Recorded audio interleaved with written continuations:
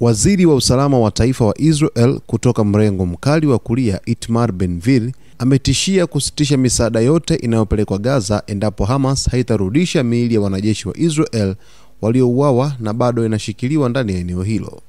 Kupitia ukurasa wake wa Telegram, Ben-Gvir alisema, "Ninamuita waziri mkuu kuweka masharti wazi kwa Hamas ikiwa haitarudisha mara moja miili yote ya wanajeshi wetu waliouawa, na mtaendelea kuchelewesha jambo hili, tutasitisha mara moja misaada yote inayoingia ukanda wa Gaza."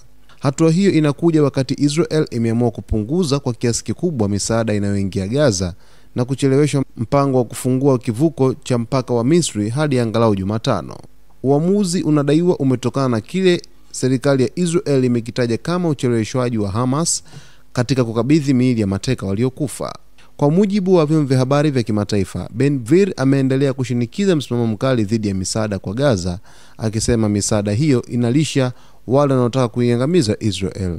Wakati huo huo, Hamas imesema inakabiliwa na ugumu mkubwa katika kuipata miili hiyo kutokana na uharibifu mkubwa uliosababishwa na vita vya zaidi ya miaka miwili vilivyoiacha sehemu kubwa ya Gaza ikiwa magofu. Mzozo huu umeibua mjadala mpya ndani ya Israel, ambapo baadhi ya viongozi wa serikali na mashirika ya kimataifa ya kibinadamu wameonya kwamba kusitisha misaada kutazidisha hali mbaya ya kibinadamu kwa maelfu ya raia wa Gaza ambao tayari wanakabiliwa na njaa, ukosefu wa dawa na makazi.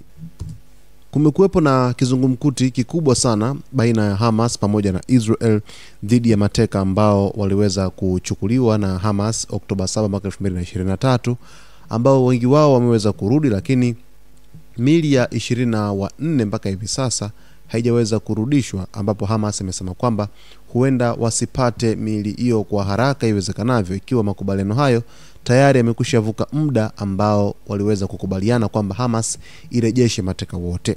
Sasa itakuwaje mtazamaji? Mimi na wewe tujiulize, lakini hapa nitakujuza yote yanayojiri. Usisahau kusubscribe, kulike, kucomment pamoja na kushare.